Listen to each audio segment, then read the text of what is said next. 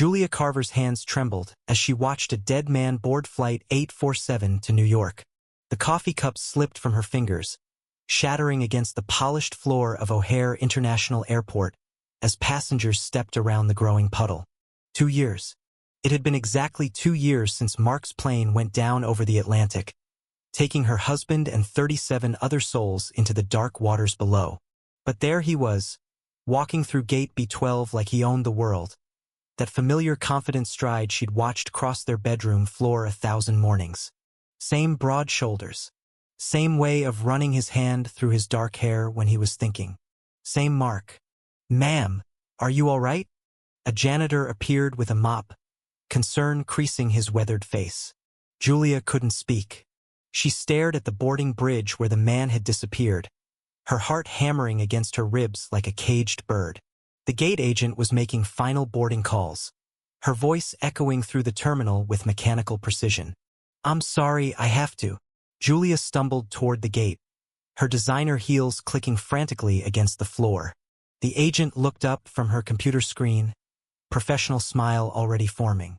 "I need a ticket on that flight," Julia gasped, fumbling for her wallet. "Right now." "I'm sorry, but boarding is complete. The doors are about to close. Please." The desperation in Julia's voice surprised even her. "It's an emergency. Family emergency." Little did Julia know that this split-second decision would unravel everything she thought she knew about her husband's death. The agent's expression softened. "Let me see what I can do." Her fingers flew across the keyboard. "We have one seat left in first class. It's $1,200. Julia didn't hesitate. She slapped her credit card on the counter, her mind reeling. Was she losing it? Had grief finally pushed her over the edge into full delusion? Dr. Morrison, her therapist, had warned her about this, about seeing Mark in crowded places, about the mind playing cruel tricks during the healing process. But this wasn't a glimpse across a crowded street or a figure disappearing around a corner. This man had stood 20 feet away from her for a full minute, adjusting his tie the exact same way Mark used to before important meetings. He'd even worn that slight frown Mark got when he was concentrating, the one that made a small line appear between his eyebrows. "Here's your boarding pass, Mrs. Carver. Seat 3A. You'll need to hurry." Julia ran. She hadn't run since high school track, but she ran now, her purse bouncing against her hip as she rushed down the boarding bridge.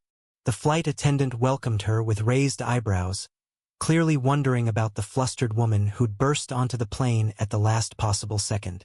"Welcome aboard. Can I help you find your seat?" "I'm fine," Julia breathed, scanning the cabin. "There. 3 rows ahead, window seat, right side." The man was settling into his seat, shrugging out of a navy blazer that looked identical to the one hanging in her closet at home. The one she couldn't bring herself to donate to charity. Julia slipped into 3A, her hands shaking as she buckled her seatbelt. She had a perfect view of the back of his head, those dark waves that always curled slightly at the nape of his neck. Mark had been self-conscious about those curls, always asking her if he needed a haircut. She used to run her fingers through them every morning, telling him they were perfect. The plane pushed back from the gate, and Julia felt her stomach drop. What was she doing? She was supposed to be in Chicago, presenting the Morrison account to her biggest client. Instead, she was chasing ghosts at 30,000 feet, following a stranger based on nothing more than a resemblance and a widow's desperate hope. But what happened next shocked everyone aboard that flight. As the plane climbed toward cruising altitude, the man ahead of her reached into his jacket pocket and pulled out a small, silver compass. Not just any compass. Julia's breath caught in her throat. It was identical to the antique compass she'd given Mark on their 5th anniversary. The one her grandfather had carried in World War II. The one that had supposedly gone down with the plane. The man opened it, studied it for a moment, and then closed it with the exact same gentle motion Mark always used. 3 clicks. Mark had always closed it with 3 precise clicks, claiming it was superstition but never breaking the habit. Julia gripped the armrests of her seat. Coincidence. It had to be coincidence. But her heart was racing now, and the rational voice in her head was growing quieter by the minute. She studied his profile as he turned slightly toward the window. The nose was right. The jawline was right. Even the way he pressed his lips together when he was thinking. The flight attendant appeared beside her. "Can I get you something to drink?" "Water," Julia whispered, not taking her eyes off the man. "Just water." She needed to think clearly. 2 years ago, Mark had been flying to London for a consulting job. His company, Morrison & Associates, had landed a major contract with a British pharmaceutical firm. She remembered kissing him goodbye at this very airport, remembered how excited he'd been about the opportunity. It was supposed to be the first of many international trips, the beginning of a new chapter in their marriage. The call came 18 hours later. Engine failure over the Atlantic. No survivors found. No bodies recovered. Just debris scattered across dark water and a life insurance payout that felt like blood money in her bank account. But the real shock was still coming. The man ahead of her was reading now, and Julia caught a glimpse of the book's cover. Hidden in plain sight, a guide to modern surveillance techniques. Mark had been reading that exact book the week before he left. She teased him about it, calling him paranoid when he'd started talking about corporate espionage and how companies sometimes went to extreme lengths to steal trade secrets. This decision would change everything, but Julia couldn't stop herself. She unbuckled her seatbelt and stood, her legs unsteady. She had to see his face clearly. Had to know for certain whether she was chasing a ghost or if the impossible had somehow become possible. The man looked up at exactly that moment, and their eyes met across the narrow aisle. Julia's world tilted. Those eyes. Those were Mark's eyes. The same warm brown that had looked into hers on their wedding day. The same eyes that had told her he loved her every morning for 8 years. But instead of recognition, instead of the joy and relief she'd imagined in her desperate fantasies, she saw something else entirely. She saw fear. Julia's hands shake as she stares at the departure board, her heart hammering against her ribs. Flight 447 to New York. The same flight that mysterious man just boarded. The same man who looked exactly like Mark. "This is insane," she whispers to herself, but her feet are already moving toward the ticket counter. The rational part of her mind screams that she's lost it completely, that grief has finally pushed her over the edge. But something deeper, something primal drives her forward. "Next available seat on Flight 447. She tells the agent, her credit card already in hand. The woman behind the counter types rapidly. "You're in luck. We have 1 seat left in coach, but boarding closes in 15 minutes. Julia doesn't hesitate. "I'll take it." 20 minutes later, she's wedged into seat 23B, craning her neck to catch sight of the man somewhere ahead in first class. Her palms are sweaty as she grips the armrest, second-guessing every decision that led her here. What if she's wrong? What if this stranger thinks she's completely unhinged? But then she sees him stand to use the restroom, and her breath catches. The way he moves, that slight favor of his left leg from an old basketball injury. Mark had walked exactly like that. The flight attendant passes by with drinks, and Julia watches in stunned silence as the man orders ginger ale with no ice. Mark's exact preference. Her hands begin to tremble. "Ma'am, are you all right?" The flight attendant asks, noticing Julia's pale complexion. "I'm fine," Julia manages, though she's anything but fine. Could it really be possible? Could Mark somehow be alive? 3 hours later, LaGuardia Airport buzzes around her as she frantically searches the crowd. She spots him near baggage claim, talking on his phone in hushed tones. Julia ducks behind a pillar, feeling ridiculous but unable to stop herself. Her phone buzzes with a text from Sarah Bolton, her best friend since college. "Girl, where are you? You missed our dinner plans." Julia quickly types back, "Emergency trip to NYC. We'll explain later." Within seconds, her phone rings. Sarah's voice is sharp with concern. "Julia Carver, what kind of emergency? You never just disappear like this." "I can't explain over the phone," Julia whispers, watching as the man retrieves a single black suitcase. "But Sarah, I think I saw Mark." Silence stretches between them before Sarah speaks, her voice gentle but firm. Honey, we've talked about this. Mark is gone. You saw the wreckage yourself, remember? You were at the funeral. I know how it sounds, but I'm telling you, this man looks exactly like him. He even ordered ginger ale with no ice on the plane. Julia, lots of people order ginger ale. You're seeing what you want to see because you miss him. Come home. But Julia isn't listening anymore. The man is walking toward the exit, and she has to follow. I'll call you later, she whispers, hanging up despite Sarah's protests. Outside, New York's autumn air bites at her cheeks as she trails him from a distance. He hails a taxi with the same sharp whistle Mark used to make, 2 fingers pressed to his lips. The sound pierces through the city noise and straight through Julia's chest. She quickly flags down another cab. Follow that yellow taxi, she tells the driver, feeling like she's in some surreal movie. The driver glances in his rearview mirror. Lady, this ain't the movies. You sure about this? Please just follow them. It's important. They weave through Manhattan traffic, Julia's anxiety building with each turn. The man's taxi finally stops outside a small coffee shop in Greenwich Village. Julia pays her driver and watches from across the street as the man enters the cafe, taking a corner table by the window. Even from this distance, she can see him check his watch repeatedly. Mark had the same nervous habit during their early dating days. Julia's heart pounds as she realizes she's about to do something that will either prove her sanity or destroy it completely.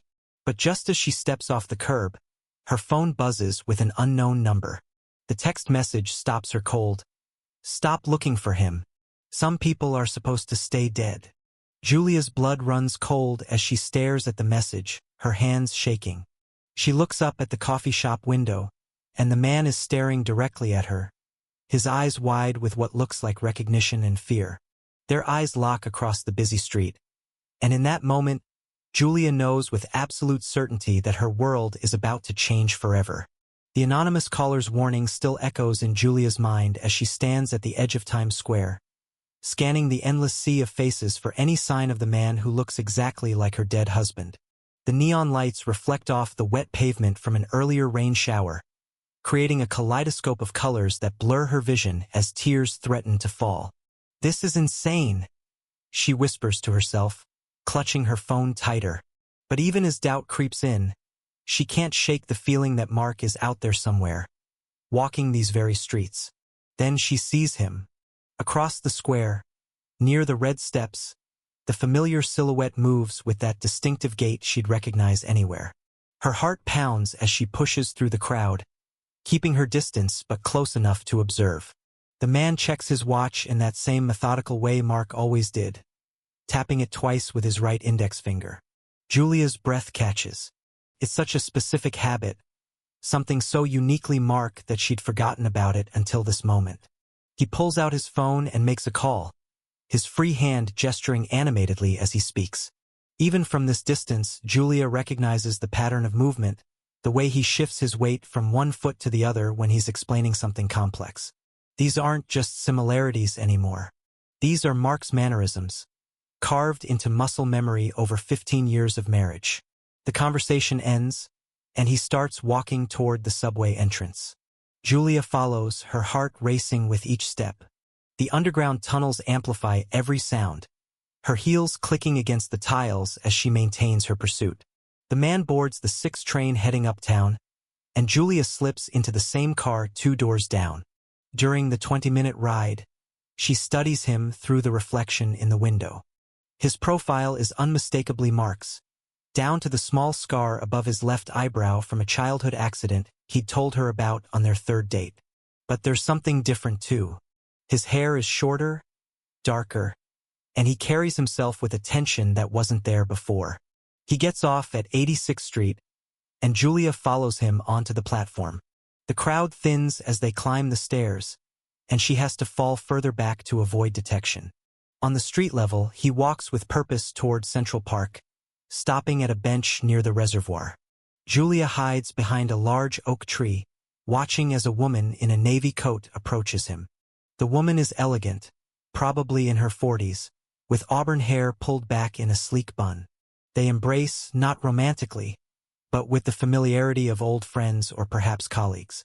The situation is getting complicated, the woman says, her voice carrying on the evening breeze. She's been asking questions. Julia's blood runs cold. They're talking about her. The man runs his hand through his hair. Another gesture that's pure Mark. I know. I saw her at the airport yesterday. I should have been more careful. David, you need to understand how dangerous this is becoming. The woman continues, and Julia's world tilts. David, not Mark. But then why does he move like Mark, gesture like Mark, carry himself like the man she was married to for over a decade? I can handle Julia, he says, and hearing her name from his lips sends shivers down her spine. She doesn't know anything yet. The woman hands him a manila envelope. These are new documents. A fresh identity in California. You need to disappear again, properly this time. Julia's phone buzzes, making her jump. The unknown number appears again, and despite her better judgment, she answers. I warned you to stop looking, the distorted voice says. Now you've seen too much. Walk away while you still can. Who is this? Julia whispers, but the line goes dead. When she looks back at the bench, the woman is gone. The man, David, sits alone, staring at the envelope in his hands. He opens it slowly, pulling out what appears to be a passport and other identification documents. In the dim park lighting, Julia sees him examine a driver's license, and even from her hiding spot, she catches a glimpse of the name. But it's not David Meyer. It's something else entirely, something that makes her question everything she thought she knew about this whole situation. He suddenly looks up, scanning the area as if sensing he's being watched. Julia presses herself against the tree, her heart hammering so loudly she's certain he must hear it. After what feels like an eternity, he stands and walks deeper into the park. Julia knows she should leave, should listen to the warnings, should go back to her hotel and catch the first flight to Chicago. But something deeper than fear drives her forward. This man holds answers to questions that have haunted her for 2 years. Taking a deep breath, she steps out from behind the tree and follows him into the shadows of Central Park, unaware that with each step, she's walking further into a web of deception that will change everything she believes about her husband's death. The words ring in Julia's ears as she follows David through the crowded streets of Manhattan. After 3 days of shadowing him, watching him meet with mysterious figures in dark corners of the city, she can't take it anymore. Her heart pounds as she quickens her pace, weaving through the afternoon rush of pedestrians on Fifth Avenue. Excuse me, she calls out, her voice cutting through the urban noise. David stops abruptly, his shoulders tensing as he turns around. Up close, the resemblance is even more striking, the same green eyes that used to look at her with such love. The same scar above his left eyebrow from a childhood accident. David Meyer? Julia's voice trembles as she approaches him outside a busy Starbucks. I need to talk to you. David's face remains impassive, but she catches a flicker of recognition in his eyes. I'm sorry, do I know you? His voice is Mark's voice, but there's something different about his accent, more refined somehow. My name is Julia Carver. She watches his reaction carefully. I think you knew my husband. The color drains from David's face. I don't know what you're talking about. He starts to turn away, but Julia grabs his arm. Please, just 5 minutes. There's a cafe right here. The desperation in her voice stops him. I saw you at O'Hare 3 days ago. You look exactly like my husband who died 2 years ago in a plane crash. David hesitates, glancing around nervously. Look, lady, I think you've got me confused with someone else. I've never been to Chicago. But Julia isn't backing down. Then explain this. She pulls out her phone, showing him a photo from their wedding day. That's Mark Carver, my husband. You're either his identical twin, or something very strange is going on here. David stares at the photo for a long moment, his jaw clenching. Other pedestrians brush past them, creating a cocoon of anonymity in the busy street. Finally, he looks up at her with those familiar eyes. Fine. 5 minutes. But then you leave me alone. They settle into a corner booth at the cafe, the noise of espresso machines and chatter providing cover for their conversation. Julia's hands shake as she wraps them around her coffee cup. You said your name was David Meyer? She begins. He nods curtly. That's right.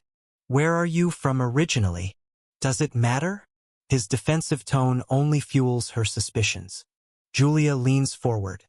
Mark had a birthmark on his shoulder shaped like a crescent moon. He broke his wrist when he was 12 falling off his bike. He was allergic to shellfish but loved lobster anyway. David's composure cracks slightly. Lots of people have birthmarks. He used to tap his fingers in groups of 3 when he was nervous. As if on cue, David's right hand on the table stops its unconscious tapping pattern.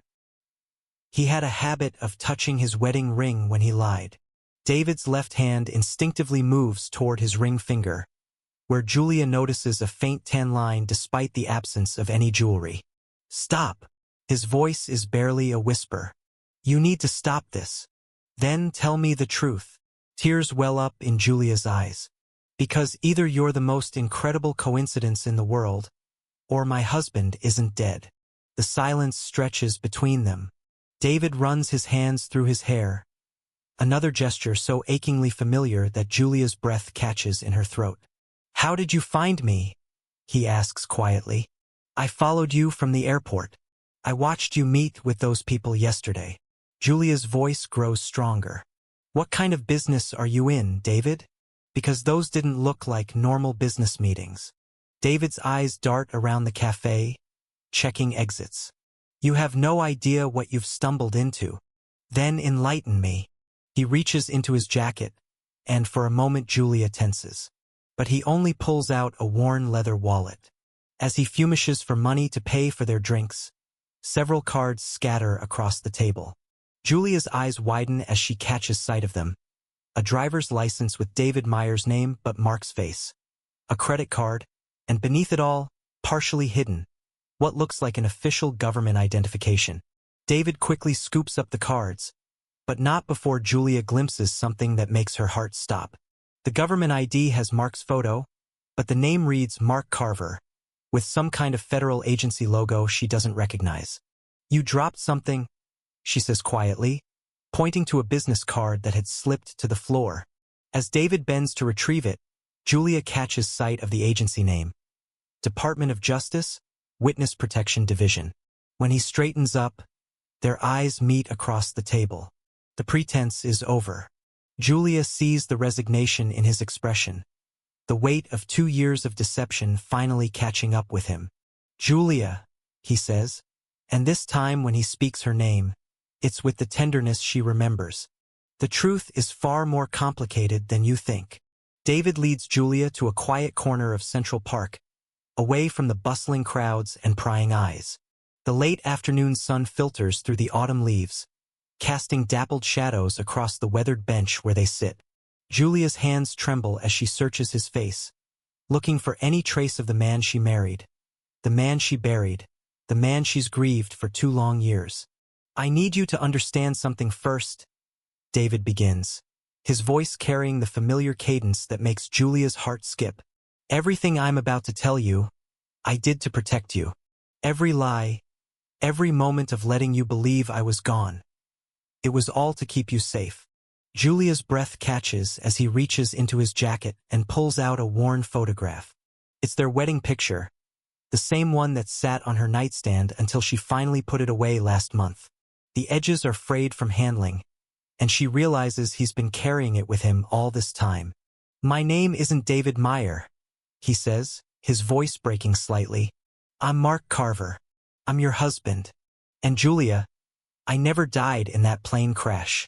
The world seems to tilt on its axis. Julia grabs the edge of the bench, feeling like she might faint. That's impossible. I identified your body. I buried you. I spoke at your funeral. Mark's eyes fill with tears as he takes her hands in his. The man you identified wasn't me. His name was Thomas Chun, a federal witness who looked remarkably similar to me. We were both supposed to be on that flight, both heading to testify against Meridian Industries in the biggest corporate fraud case in decades. Julia's mind races back to those final weeks before the crash.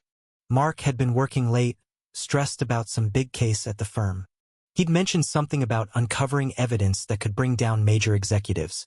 But she'd been so busy with her own job that she hadn't pressed for details.